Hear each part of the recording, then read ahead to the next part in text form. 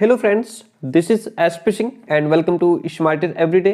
प्यारे दोस्तों, आज हम बात करेंगे निर्देशन एवं परामर्श केंद्र की। आप चाहे लखनऊ यूनिवर्सिटी से देख रहे हो या कानपुर यूनिवर्सिटी से देख रहे हो, आप दोनों में बीएड थर्ड सेमेस्टर के अकॉर्डिंग आप दोनों में जो कॉमन सब्जेक्ट है आपका वो है निर्देशन तथा परामर्श, यानी कि गाइडेंस एंड काउंसलिंग। ठीक है, तो इसकी जो यूनिट 4 है आपकी, इसको हम लोग कल डिस्कस कर रहे थे और इसमें हमने जो परामर्शदाता या उपबोधक होता है उसकी गुण विशेषताओं की चर्चा की थी। ठीक है, और परामर्शदाता की क्या भूमिका होती है, रोल ऑफ काउंसलर क्या होता है, इसको भी हमने समझ लिया था। और जो एक क्लाइंट होता है, काउंसलर होता है, उनके बीच में क्या रिलेशन होता है। आज हम बात करेंगे गाइडेंस एंड काउंसलिंग सेंटर्स की, निर्देशन और परामर्श केंद्र की। ठीक है, इसकी बात करते हैं। आप लखनऊ कानपुर कहीं से भी देख रहे हो, दोनों में सेम टॉपिक सेम सब्जेक्ट है आपका। ठीक है, चलिए देखिए, निर्देशन एवं परामर्श केंद्र किशोरावस्था की आयु वर्ग के, जो किशोरावस्था के बालक होते हैं आपके, है ना, वर्ग के बालकों की अभिवृत्ति एवं विकास विशिष्ट प्रकार का होता है। जो किशोरावस्था की आयु वर्ग के बालक होते हैं, 12 से 18 वर्ष के बीच के जो बच्चे होते हैं, 12 वर्ष से लेकर के 18 वर्ष तक के, तो ये जो बालक होते हैं उनकी अभिवृत्ति और विकास ये अलग ही प्रकार का होता है। इनकी आवश्यकताएं और समस्याएं भी अनेक प्रकार की होती हैं। जो किशोरावस्था में बालक होता है उसकी अलग ही समस्याएं होती हैं। इनकी शारीरिक समस्या होती है क्योंकि यहाँ पर शरीर में नए नए परिवर्तन हो रहे होते हैं। बालक के किशोरावस्था में शारीरिक समस्या रहती है, मनोवैज्ञानिक समस्या रहती है, सामाजिक समस्या रहती है, व्यावसायिक समस्या रहती, क्योंकि यहाँ बच्चा किसी व्यवसाय की तरफ भी झुकता है, व्यवसाय की तरफ भी जाना चाहता है। संवेगात्मक, बहुत जल्दी इमोशनल हो जाते हैं, है ना। किसी ने कह दिया जाओ हम तुमसे बात नहीं करेंगे, तो उसी पर बच्चे सुसाइड तक कर लेते हैं, है ना। संवेगात्मक हो सकती है, शैक्षिक समस्या भी हो सकती है। तो इनकी समस्याओं को पहचान कर प्रभावशाली ढंग से समाधान किया जाए। अगर हम इनकी समस्या को अच्छे ढंग से पहचान पाएंगे तो हम उसको एक इफेक्टिव तरीके से उसका सॉल्यूशन भी ढूंढेंगे, तब शिक्षा संस्थाओं में गुणवत्ता लाई जा सकती है। ठीक है, बात करेंगे निर्देशन एवं परामर्श जो केंद्र हैं उनकी आवश्यकता क्यों पड़ी। Need of guidance and counselling centres की बात करेंगे। देखिए, first one point in front of you देखिएगा। चलिए, कल वाली क्लास नहीं देखी तो उसको देखिएगा, ये ज्यादा समझ में आएगा आपके। Need of guidance and counselling centres, तकनीकी के छात्रों ने राष्ट्रीय विकास में महत्वपूर्ण योगदान दिया है। जो टेक्नोलॉजी के स्टूडेंट हैं, तकनीकी छात्रों ने, उन्होंने राष्ट्रीय विकास में महत्वपूर्ण योगदान दिया है। ठीक है, उद्योग संबंधी कार्य प्रणाली के लिए प्रशिक्षण देकर के ज्ञान एवं कौशल का विकास किया जाता है। उद्योग संबंधी जो कार्यप्रणाली होती है उससे पहले तो ट्रेनिंग दी जाती है। अगर ट्रेनिंग नहीं देंगे तो बच्चा बेहतर तरीके से काम नहीं कर पाएगा, क्यों उसकी स्किल्स को भी डेवलप किया जाता है, जिससे तकनीकी विशेषज्ञों में गुणवत्ता लाई जाती है। उनमें अपेक्षित गुणों और व्यवहारों का भी विकास किया जाता है।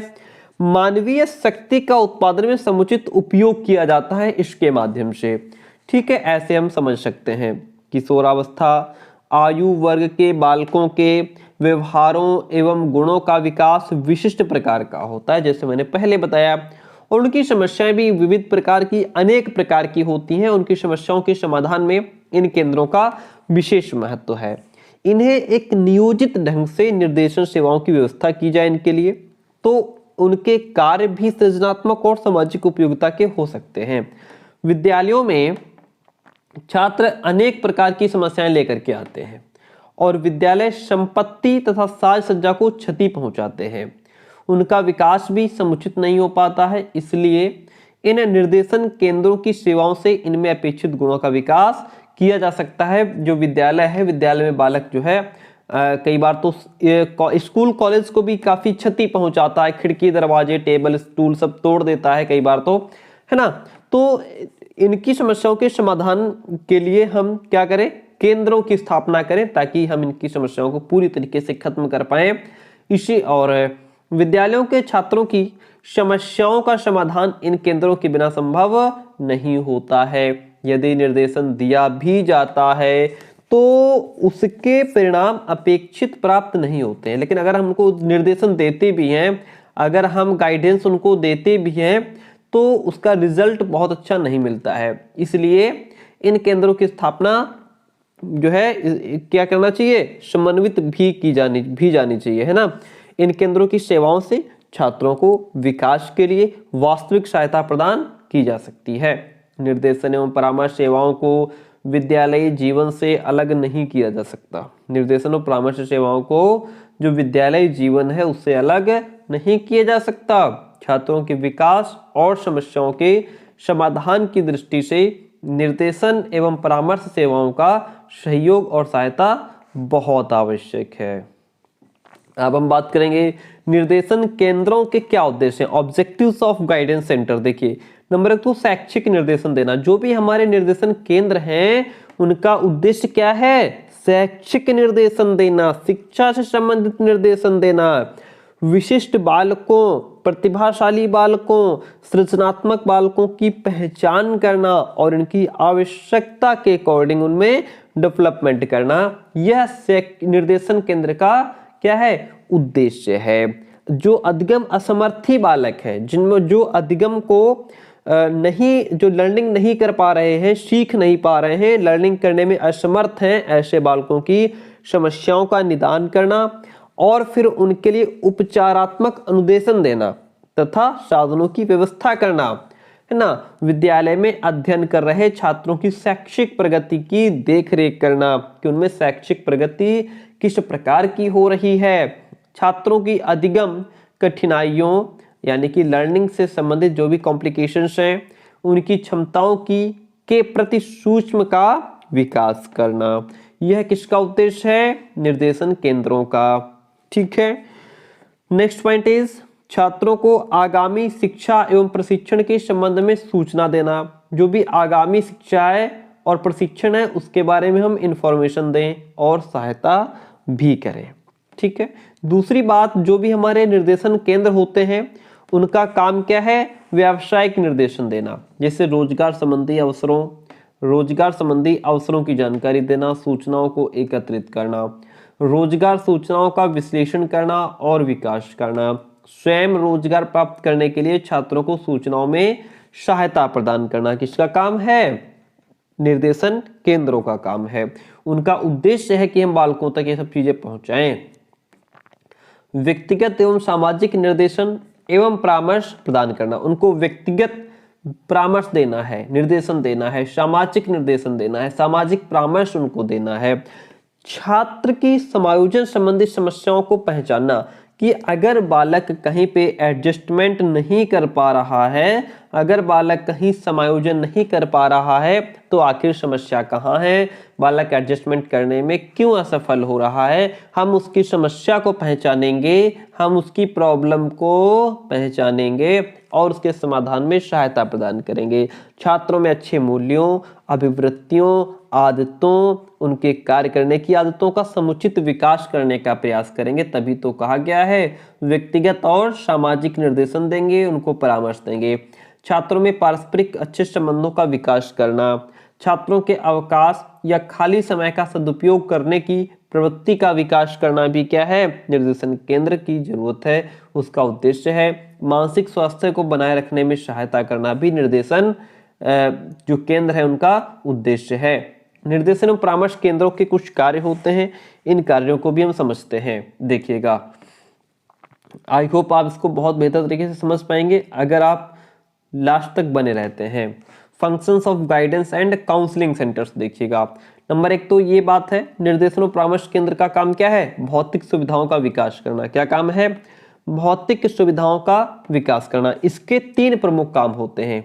क्या 3 प्रमुख काम होते हैं, आपके सामने लिखे हुए हैं। पहला है आवश्यक परीक्षण करना, रजिस्टर तथा उपकरणों को पहचानना और उनकी व्यवस्था तथा उपयोग करना। ये क्या है, ये क्या है, निर्देशन और परामर्श केंद्र का काम है।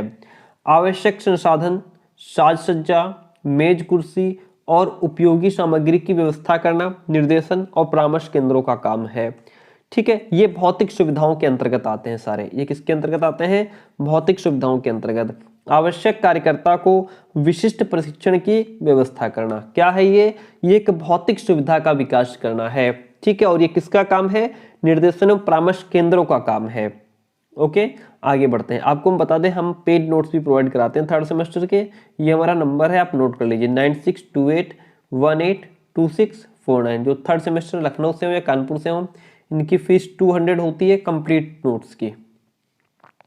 इसके बाद हम लोग जो क्वेश्चन आंसर के फॉर्म में भी करेंगे। ठीक है, निर्देशन एवं परामर्श की क्रियाओं की व्यवस्था करना, इसके कार्य जो है देखिएगा। नंबर 1 तो रोजगार और व्यावसायिक अवसरों, सूचनाओं को एकत्रित करना और फिर उसका प्रसार करना, यह निर्देशन और परामर्श की क्रियाओं की व्यवस्था करना के अंतर्गत आता है। ठीक है, सूचनाओं को एकत्रित करना हो गया।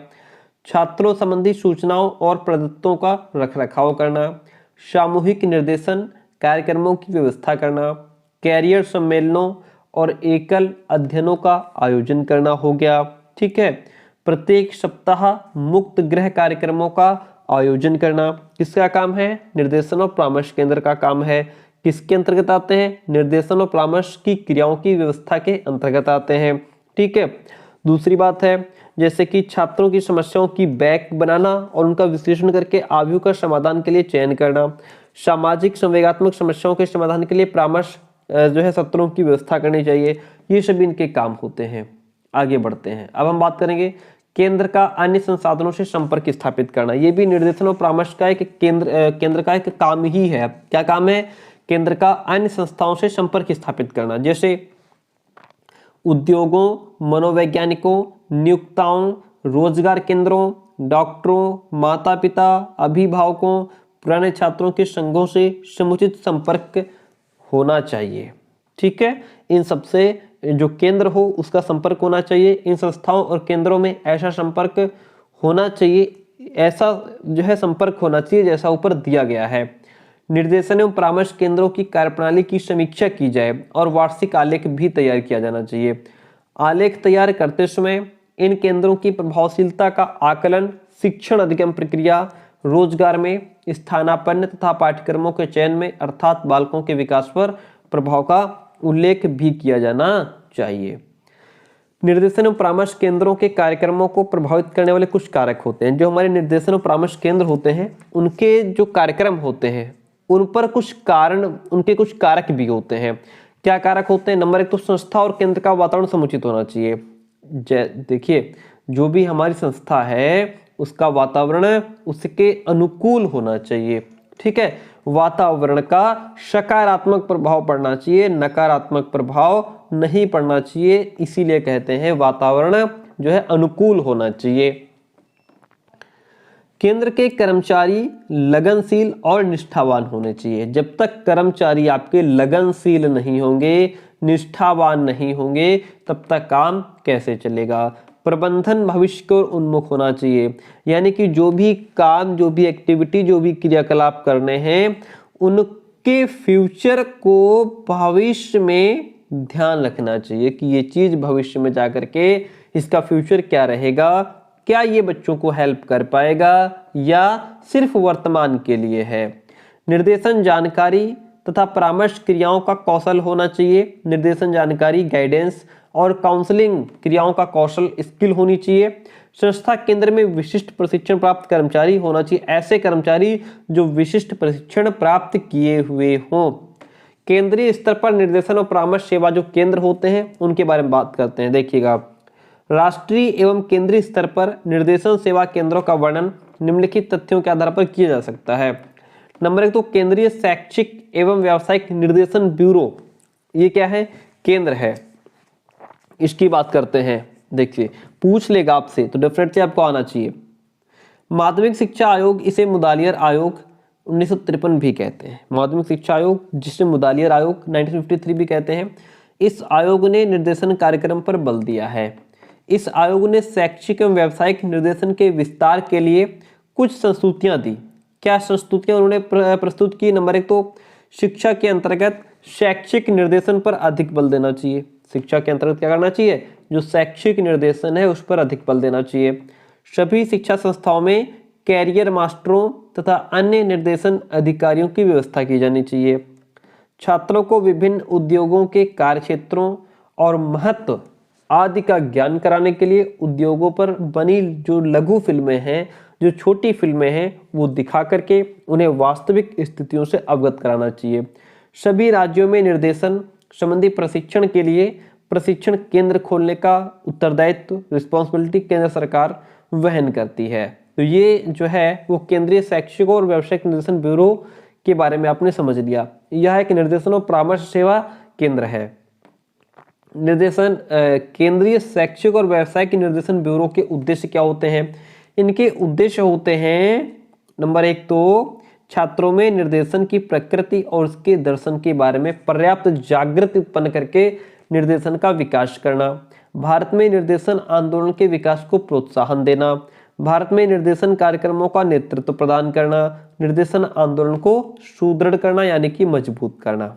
सेकंड वन इज राष्ट्रीय शैक्षिक अनुसंधान एवं प्रशिक्षण परिषद एवं निर्देशन सेवाओं की बात करते हैं। देखिएगा, राष्ट्रीय शिक्षा अनुसंधान एवं प्रशिक्षण परिषद की स्थापना 1 सितंबर 1961 में स्वायत्त व्यवस्था के रूप में नई दिल्ली में की गई थी। कब की? 1 सितंबर 1961 में की गई थी। किस रूप में? स्वायत्त व्यवस्था के रूप में। कहाँ? नई दिल्ली में की गई थी। मानव संसाधन भारत मंत्रालय की शैक्षिक परामर्श संस्था के रूप में बनाई गई। मानव संसाधन भारत मंत्रालय की शैक्षिक परामर्श संस्था के रूप में बनाई गई। भारत सरकार विभाग के विद्यालयों के लिए शिक्षा नीति एवं कार्यक्रमों का प्रारूप बनाती है। जो भारत शिक्षा विभाग है वो भारत शिक्षा विभाग के विद्यालय के लिए, भारतीय शिक्षा विभाग विद्यालयों के लिए शिक्षा नीति और कार्यक्रमों का एक फॉर्मेट, पूरा रूपरेखा तैयार करती है। मंत्रालय इस परिषद के विशेषज्ञों से परामर्श भी करती है। इस परिषद के अंतर्गत शिक्षा मनोविज्ञान, निर्देशन एवं परामर्श, अध्यापक शिक्षा विभाग, शिक्षा तकनीकी केंद्र आदि विभाग भी खोले गए, जिससे प्राथमिक शिक्षा, माध्यमिक शिक्षा, उच्च माध्यमिक शिक्षा में गुणवत्ता लाने का प्रयास भी किया जाता है। Next one is Akhil Bharatiya सम्मेलन। देखिएगा, अखिल भारतीय शैक्षिक एवं व्यावसायिक निर्देशन संघ, राष्ट्रीय स्तर पर इस संघ की स्थापना की गई है। इस संघ की स्थापना राष्ट्रीय स्तर पर की गई है। इस संघ का मुख्य कार्य राष्ट्रीय स्तर पर निर्देशन कार्यक्रमों तथा विचारधाराओं का प्रसार करना तथा विभिन्न निर्देशन कार्यक्रमों को समन्वित करना है। यह संघ निर्देशन साहित्य का प्रकाश तथा वितरण भी करता है और यह संघ निर्देशन संबंधी एक पत्रिका का प्रकाशन भी करता है। इसके बाद आता है राज्य स्तर पर निर्देशन एवं परामर्श सेवाएं। ठीक है, देखिएगा, जो अभी हम लोग डिस्कस कर रहे थे वो केंद्रीय स्तर पर था, ये आपका राज्य स्तर पर है। प्रायः प्रत्येक राज्य में एक राज्य शैक्षिक तथा व्यावसायिक ब्यूरो की स्थापना की गई। प्रत्येक राज्य में एक राज्य शैक्षिक और व्यावसायिक ब्यूरो की स्थापना की गई। राज्यों में इसकी स्थापना मुदालियर शिक्षा आयोग 1953 की सिफारिशों का परिणाम है। उसकी सिफारिश के बेस पे ही इसकी स्थापना हुई। राजस्थान राज्य में इसकी स्थापना वर्ष 1958 में की गई थी। इसका कार्यालय राज्य स्तर पर निर्देशन परामर्श सेवाएं जो हैं कार्यालय बीकानेर में रखा गया। यह ब्यूरो राज्य में निर्देशन से संबंधित साहित्य का प्रकाशन करता है, निर्देशन कार्यकर्ताओं को प्रशिक्षण देने का काम, ट्रेनिंग देने का काम भी करता है। ठीक है, तृतीय पंचवर्षीय योजना में निर्देशन को केंद्र द्वारा प्रायोजित योजना के रूप में स्वीकार किया गया और राज्यों में निर्देशन सेवाओं के विकास के लिए 12 ब्यूरो स्थापित किए गए। इनके प्रयासों से निर्देशक और कैरियर मास्टरों द्वारा विद्यालय में छात्रों को निर्देशन सहायता भी की जाने लगी। राज्य में ब्यूरो के अतिरिक्त निर्देशन सेवाओं की देखभाल करने में निम्नलिखित संस्थाओं का भी सहयोग प्राप्त है, जैसे कि नियोजन कार्यालय संस्था हो गई, विश्वविद्यालय हो गया, शैक्षिक प्रशिक्षण महाविद्यालय हो गया। कुछ राज्यों में मनोविज्ञान ब्यूरो भी इस कार्य के लिए स्थापित किए हुए हैं। ठीक है, आप देखिए, राज्य के शैक्षिक और व्यावसायिक निर्देशन ब्यूरो के कुछ उद्देश्य हैं। इन उद्देश्यों पर चर्चा करते हैं, फिर अवलोकन हम लोग नेक्स्ट क्लास में डिस्कस करेंगे। राज्य के जस्ट मिनट प्लीज, देखिएगा, राज्य के शैक्षिक और व्यावसायिक निर्देशन ब्यूरो के कुछ उद्देश्य हैं। छात्रों को उनके अनुकूल अध्ययन के पाठ्यक्रम और कैरियर के चयन में सहायता प्रदान करना, छात्रों की योग्यताओं रुचियों, व्यक्तित्व में अधिकतम विकास और जीवन के सभी क्षेत्रों में समायोजन में सहायता प्रदान करना है। ये राज्य के शैक्षिक और व्यावसायिक निर्देशन ब्यूरो के उद्देश्य हैं। विद्यालय में कर्मचारियों में निर्देशन मानसिकता उत्पन्न करना या निर्देशन की उन्नति करना, निर्देशन शिक्षा का अभिन्न अंग बनाना तथा प्रधानाचार्यों, शिक्षकों और माता पिता को समझना, उनकी रुचियों को जानना, उनको सक्रिय सहयोग प्राप्त करना, शिक्षा अधिकारों और जन साधारण को निर्देशन सेवाओं की आवश्यकता के बारे में जागृत करना। क्या है ये जो है कुछ उद्देश्य हैं किसके, राज्य के शैक्षिक और व्यावसायिक निर्देशन के ये उद्देश्य हैं। अब इसके बाद जो अवलोकन क्लास है, अवलोकन टॉपिक है, इसको हम नेक्स्ट क्लास में डिस्कस करेंगे। ठीक है, पेड नोट्स के लिए आप हमें इस नंबर पर मैसेज कर सकते हैं। थैंक यू सो मच, मिलते हैं बहुत जल्दी नेक्स्ट क्लास में।